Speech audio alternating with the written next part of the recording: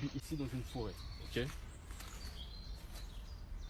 Il y a beaucoup de gens qui trouvent que la forêt est un endroit bizarre, est un endroit où est-ce qu'ils se sentent mal à l'aise. Je vais vous expliquer pourquoi est-ce qu'ils se sentent mal à l'aise, comment être moins mal à l'aise et surtout à quel point c'est juste une déconnexion totale de la nature. C'est une déconnexion surtout du cerveau. En fait, tu vois, ton cerveau, il cherche la familiarité. Ça veut dire que par exemple, si tu as vécu dans une cave qui pue la merde, avec des oiseaux qui chient partout, toute ton enfance, tu as vécu dans une cave qui pue la merde, et bah ton seuil de familiarité, ce sera une cave qui pue la merde. Ça veut dire que si tu es adulte et que tu vas dans une cave qui pue la merde, bah c'est ton endroit cosy, c'est l'endroit que tu as connu toute ton enfance, et c'est comme ça que tu vis, donc forcément, tu es à l'aise dedans, ok? De base, nous, on est fait pour vivre dans des environnements naturels. Normalement, on est censé avoir des défenses pour ces environnements naturels. Notre peau qui ne s'humidifie pas trop, parce que quand tu poses ton cul dans la terre, il y a de l'humidité. Et tout ça, c'est des défenses de la peau, des défenses des poils, etc.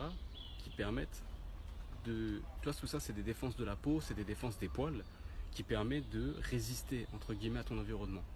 Alors déjà, de une, tu vas pas crever d'humidité. Tu vas pas avoir des grosses bactéries non plus d'humidité, faut pas déconner quand même. Ton corps il est waterproof, tu as plein de protéines dans ta peau qui fait que tu ne fonds pas à l'humidité. Okay, ton corps il est tellement bien fait que t'inquiète pas si tu as de l'eau sur toi, de l'humidité, de la terre et autres, t'inquiète pas, ton corps il l'absorbe. Tu as des millions d'années d'évolution derrière toi qui font que tu as une résistance à cet environnement qui est censé être fait pour toi. C'est-à-dire que ton corps, tu vois nos bras, tu vois notre manière de nous tenir. Tout ça, c'est fait pour vivre dans la nature. C'est-à-dire que notre corps, il est fait pour grimper. Il est fait pour plein de choses dans la nature. Tu vois ce que je veux te dire? Notre corps, il est équipé pour. Nos os sont équipés pour faire des choses dans la nature. Tout ce qu'on fait chez nous, c'est le produit extrêmement bas de gamme de la forêt. D'ailleurs, c'est prouvé scientifiquement que les personnes, enfin surtout les enfants, je vais parler des enfants, que les enfants qui sont exposés à la forêt, à la nature et qui grimpent aux arbres, qui courent dans la nature, qui touchent des bouts de bois. Quand tu touches un bout de bois, tu as l'énergie du bout de bois, tu façonnes aussi ta peau, tu la durcis. Tu vois, toutes ces choses-là, c'est des choses anodines, mais qui combinées contribuent non seulement au bien-être des enfants, mais qui contribuent aussi au développement moteur et à la construction des enfants. Les bruits des oiseaux, ça a une fréquence. Ça, on va me dire, ça les gens ils vont me dire, mais t'es un malade mec. Tu me parles de fréquence d'oiseaux. Mais oui, il y a bel et bien une fréquence des oiseaux. Parce que nos ancêtres, ils entendaient ces bruits-là tout le temps. Et les oiseaux, ça a été prouvé scientifiquement. Parce que oui, nos ancêtres, ils entendaient ces bruits-là tout le temps. Vous entendez comment ils chantent bien? Ça a été prouvé scientifiquement que les arbres, les plantes, les fleurs, que toutes ces choses autour de nous poussent plus vite. Ça a été prouvé que les arbres poussent plus vite quand les oiseaux chantent à côté d'eux. Ça a été prouvé, je répète, ça a été prouvé scientifiquement que les oiseaux qui chantent à côté des arbres font pousser les arbres plus vite. Ça a été prouvé scientifiquement que les oiseaux qui chantent font pousser les arbres 2 fois plus vite, 2 à 3 fois plus vite, voire 5 fois plus vite. Je répète, le chant des oiseaux font pousser en moyenne les arbres 3 fois plus vite. Et vous pensez que ça n'a aucun impact sur vous? Moi, quand je ressors d'une journée où j'ai entendu les oiseaux toute la journée, j'ai encore le bruit de leur chant dans la tête. Et je suis bien, je suis en état méditatif. Tout ça, c'est une symbiose. La forêt, c'est l'endroit où il y a le plus de vie que vous n'allez jamais trouver. Il y a des gens qui disent, par rapport aux religions, que la forêt, c'est là où est-ce qu'il y a des esprits, c'est là où est-ce qu'il y a des morts, c'est là où est-ce qu'il y a des démons ou je sais pas quoi qui se cachent parce qu'il n'y a pas beaucoup d'humains et autres. Mais moi, pour moi, c'est tout l'inverse, justement. Un démon ne peut pas rentrer dans une forêt. Une forêt, il y a trop de vie, il y a trop de vitalité pour faire entrer la mort. Dans une forêt, la forêt, c'est littéralement un cycle, c'est un recyclage. Tu meurs dans la forêt, tu te fais recycler immédiatement par la forêt. Alors que par contre, dans des environnements comme le béton, des environnements comme le désert, là tu meurs, il n'y a rien qui va t'aider à te décomposer à part les oiseaux et autres. Et là, tu vois, à la limite, si on parle de spiritualité, bien que je n'y crois pas, effectivement, tu as plus de chances d'avoir un fantôme ou un démon ou un esprit dans du béton, dans des maisons ou autres, que dans la forêt. La forêt, quel démon va venir habiter dans la forêt à part un esprit sage? Même s'il y avait des esprits, que ça existait vraiment, il n'y aurait que des esprits sages dans la forêt. C'est un endroit de vie. Partout où tu poses les pieds, il y a la vie.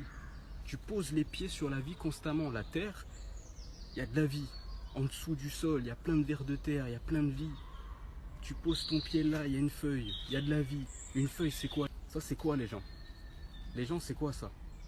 Ça, c'est une feuille. Vous voyez quoi là? Vous voyez juste une feuille? Moi, je vois quelque chose qui a voulu vivre. Je vois quelque chose qui a tout fait pour pousser et vivre. Je vois des racines. C'est des racines qui ressemblent à mes veines.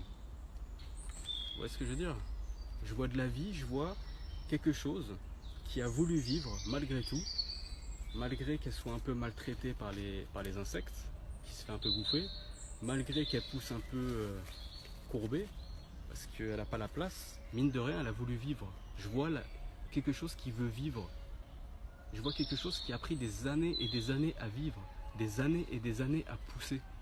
Je vois quelque chose, ça fait des années qu'elle a un désir de vie, qu'elle a un désir de respirer, qu'elle a un désir de se développer. Voilà ce que je vois de la vie. Je vois quelque chose qui a pris beaucoup de temps avant de vivre, qui a pris peut-être 2 ans, 3 ans, l'arbre derrière moi. Il a pris des vingtaines d'années pour arriver à cette taille-là. Je vois de la vie absolument partout. Voilà ce que je vois quand je suis en nature, je vois de la vie partout. Je tourne la tête, je vois la vie. Je regarde le sol, il y a de la vie. Je regarde le ciel, il y a de la vie. Il y a de la vie partout, il y a des oiseaux partout, il y a des insectes partout, il y a du bruit. Il y a énormément de vie. Et c'est pas du bruit genre inutile, c'est du bruit qui rentre dans ta tête et qui te fait du bien. Parce que c'est comme ça. On est fait pour cet environnement. Et scientifiquement, ça a été prouvé. Parce que je suis obligé à chaque fois de rappeler qu'il y a une raison scientifique derrière, sinon les gens s'en tapent. Je suis toujours obligé de rappeler qu'il y a une raison scientifique derrière. Je suis constamment obligé de dire qu'il y a une raison scientifique derrière. Je peux jamais juste faire preuve de bon sens et de déduction logique. C'est logique. C'est logique en fait que la nature soit faite pour nous. C'est totalement logique. Je me sens ridicule à moi-même de devoir le rappeler. Mais je le rappelle quand même. Et je le rappellerai toujours parce que je m'adresse à des gens qui n'ont pas eu forcément ces déductions-là. Et donc je suis obligé de leur rappeler à chaque fois que c'est logique. En fait. C'est logique que ce soit l'endroit le moins bizarre au monde. C'est l'endroit où est-ce qu'il y a le plus de vie. C'est l'endroit naturel auquel on a passé des millions d'années d'évolution à vivre dans ces environnements-là. Ça fait depuis très peu de temps sur la frise chronologique du monde. Tu vois, notre monde, il est comme ça, et il y a peut-être ça de notre petit monde industriel avec du béton et compagnie. Donc voilà, pensez-y.